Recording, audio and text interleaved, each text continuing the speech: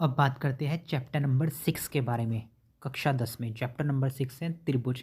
ये एक ऐसा चैप्टर है, मोस्टली स्टूडेंट इस चैप्टर से दूर भागते हैं।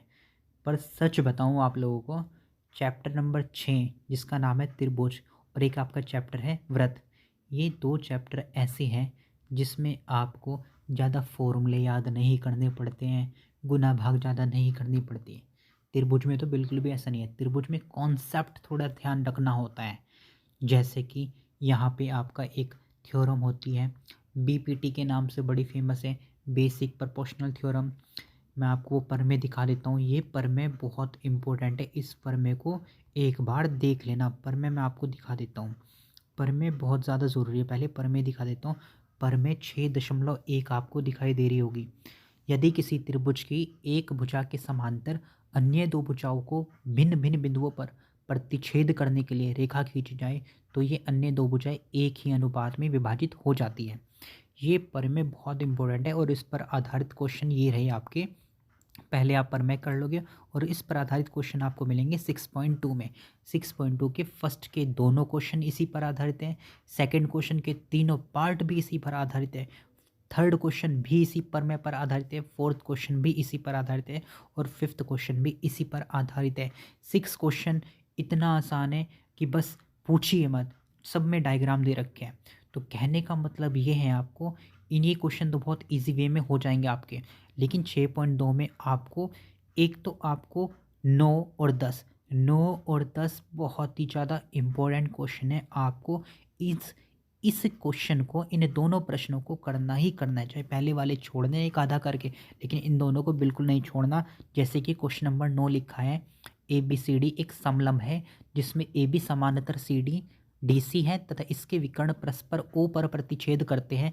दर्शाइए कि ए ओ बटा बी ओ बराबर सी ओ बटा डी डी ओ। और 10वां प्रश्न है, एक चतुर्भुज ए बी सी डी के विकर्ण परस्पर बिंदु ओ पर इस प्रकार प्रतिच्छेद करते हैं कि ए ओ बटा बी ओ बराबर सी ओ बटा डी ओ है। दर्शाइए कि ए बी सी डी एक समलंब है। ये दोनों प्रश्न बहुत ही ज़्यादा इंपॉर्टेंट है, इसको आपको करना ही करना है।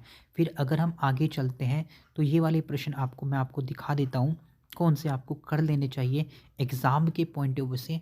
एक तो ये उदाहरण नंबर 4, आकृति 6.29 में यदि पी क्यू समानांतर आर एस है तो सिद्ध कीजिए कि त्रिभुज पी ओ क्यू समरूप होगा त्रिभुज एस ओ आर के। ये प्रश्न आपको कर लेना है। उदाहरण नंबर 4 बहुत ही ज़्यादा इंपॉर्टेंट, इसको आपको करना है। उदाहरण नंबर 5 आपको नहीं करना है। उदाहरण नंबर 6 आपको करना है।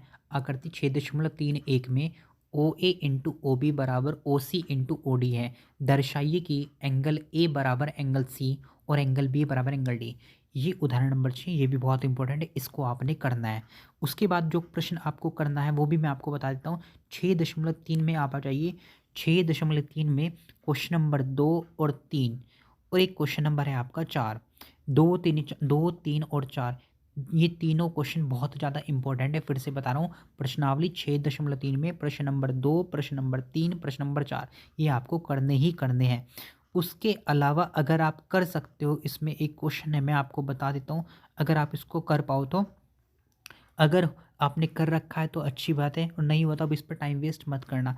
क्वेश्चन नंबर 13 क्वेश्चन और 15 क्वेश्चन, 13 क्वेश्चन और क्वेश्चन नंबर 15, ये दो प्रश्न भी आपको करने ही करने हैं। तो मैं फिर से बता देता हूँ, इस एक्सरसाइज में आपको प्रश्न नंबर 2 करना है, 3 करना है, 4 करना है। 2 3 4 और उसके बाद मैंने आपको जैसे कि बताया प्रश्न नंबर 13 बताना है और आपको 15, ये प्रश्न आपको इस एक्सरसाइज में करने हैं। बस ये त्रिभुज में और कुछ आपको नहीं करना है। और एक बात और मैं आपको बता देता हूँ, ये जो 6.1 है जिसके बारे में मैंने अभी आपको नहीं बताया, उसके बारे में थोड़ा सा बता देता हूँ।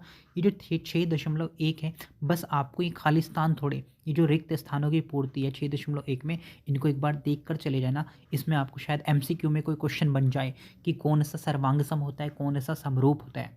ठीक है, इनके बारे में आपको पता होना चाहिए। तो त्रिभुज में अगर इतना कर लोगे तो मैक्सिमम क्वेश्चन कर ले जाओगे। आने वाली वीडियो में अगले चैप्टर के बारे में बताऊंगा आपको। तब तक के लिए थैंक यू।